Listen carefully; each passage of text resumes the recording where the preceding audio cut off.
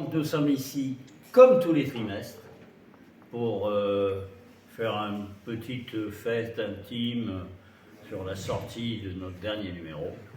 Dernier numéro que j'ai même pas pensé à amener dans cette salle, mais qui est à l'entrée. Ah oui, qui est là, voilà. On me reproche souvent de ne pas faire des couvertures bande dessinée. Cette fois-ci, j'en ai fait une avec une image de Commando Yank, d'un auteur dont je n'ai pas retenu le nom parce que tout le monde l'a oublié. C'est des BD des années, fin des années 40, début des années 50, où dans les comics américains, on faisait des BD sur ce qui s'était passé en France pendant la Seconde Guerre mondiale, sur la résistance, la France qui s'est relevée toute seule, etc. Et évidemment, c'est très très drôle à lire maintenant parce que les expressions françaises sont vraiment très bien. Et puis il y a tous les clichés. Il y a des combattants avec des bérets. Bon, ils n'ont pas la baguette sous le bras, ils ont plutôt une mitraillette. Enfin bon, mais c'est très bien. Et Michel Mately, qui est un Français qui vit à Barcelone et qui est un de nos correspondants en Espagne, a fait 3 articles sur cette période-là. C'est quelqu'un qui aime beaucoup la période des années 30-40. Il nous a fait plein d'articles sur la période franquiste, par exemple. Donc il est très précieux. Et donc on s'est fait la couverture là-dessus. C'est bien Manon, notre maquettiste, qui a un peu insisté pour faire cette couverture. Moi, je n'étais pas convaincu au début, mais en fait, elle avait raison. Voilà. On va vous présenter le numéro par...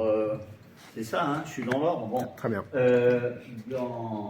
Un peu dans l'ordre. Donc, on a fait un focus, vous savez, chaque fois, on a toujours un article un peu principal, ou des fois, il y a 2-3 articles sur le même sujet. Cette année, on a choisi... Il se trouve que j'ai eu le matériel pour faire André Warnaud. Alors, André Warnaud, on l'a un petit peu oublié, c'est quelqu'un qui a été un des grands critiques d'art à son époque, mais il était également... Alors, par exemple, comme grand critique d'art, il a joué un rôle très important, parce que c'est lui et Sénep, qui à l'époque était le plus grand dessinateur de presse, qui tous les deux ont changé complètement la vision du dessin de presse, parce qu'après la Seconde Guerre mondiale, dès 1919, il commence à dire, nous, les dessinateurs de presse, nous ne sommes pas des artistes, nous sommes des journalistes. Donc nous voulons le statut des journalistes. Nous voulons être salariés, nous voulons les droits, et ils vont l'obtenir à la fin des années 20 ou au début des années 30, je ne me rappelle plus, et c'est Warnaud et Sénep qui sont un peu les porte-parole de ça. Par ailleurs, il était donc lui-même dessinateur et illustrateur, et donc on a... Enfin, c'est vrai qu'il faut que je me tourne vers ce truc. Voilà un autoportrait d'André Warnaud. Ah, vous voyez quelques images, quelques illustrations. Alors que souvent, vous avez le tandem Jacques Baudou, Guy Coste, qui choisissent le même dessinateur pour faire 2 articles. Guy Coste insistant sur l'aspect conjectural, science-fiction, fantastique. Voilà, donc ça, c'est des histoires de vision de martiens. Comme vous voyez, c'était une erreur. Tout le monde sait que les martiens ne ressemblent pas à ça. Puis bon, il pouvait faire des trucs en couleur. On les signait de plein de pseudonymes, bon, comme ça.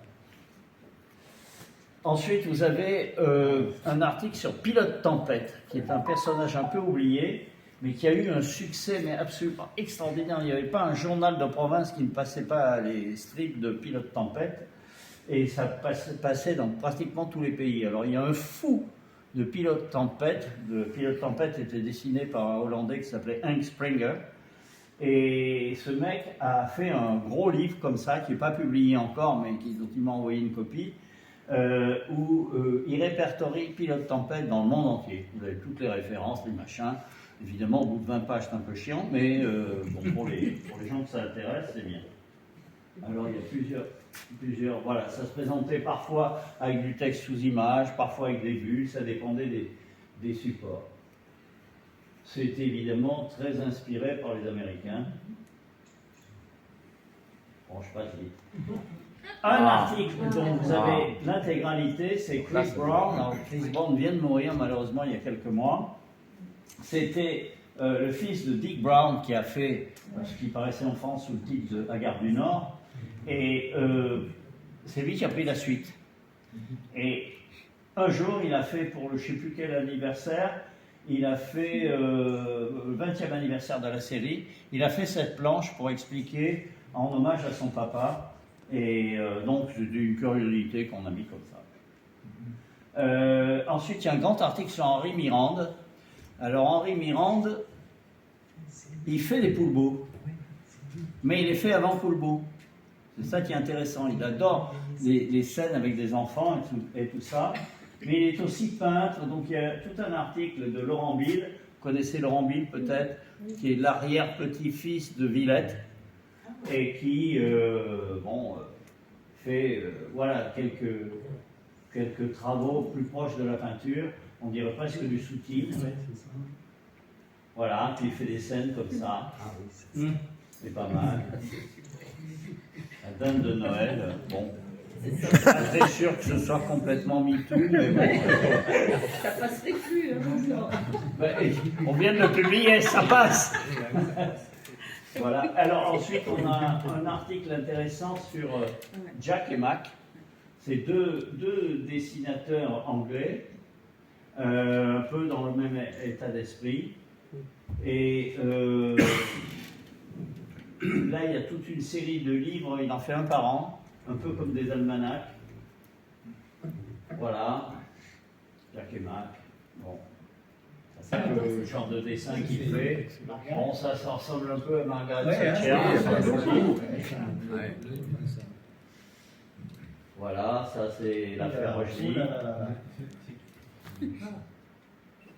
Alors ensuite, on a le deuxième article d'une série de 3 que fait Michel Mattei, donc je vous ai montré la couverture tout à l'heure, sur la vision de la résistance française par les Américains dans les années 40. Alors je ne sais pas quelles images ont été choisies, bon ça c'est la couverture. The White Lily of France, the Fleur de Lys. Alors bon voilà. Les Allemands ont peur de la guillotine, mais la guillotine c'était 200 ans avant. Hein. C'est tous les clichés qui passent, c'est très chouette à lire maintenant, voilà.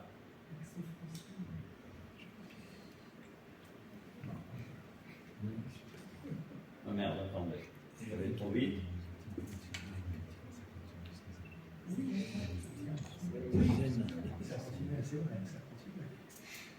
On dirait du Will Eisner. Voilà, je vous laisse regarder. Ensuite, on a un article, vous savez qu'on fait beaucoup d'articles sur les revues. Et là, quelqu'un a fait un article, c'est Jean-Jacques Lalanne. Jean-Jacques Lalanne, on ne le connaît pas en fait, c'est un lecteur depuis des années.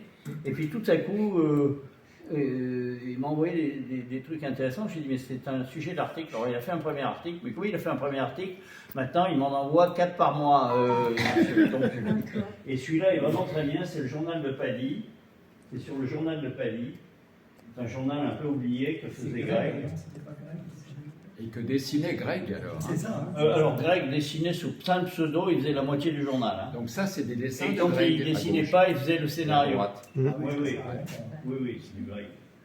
Et puis il y a un article sur le tarot de Fmur que nous a fait notre ami Stéphane, qui fait une série d'articles sur les tarots des dessinateurs.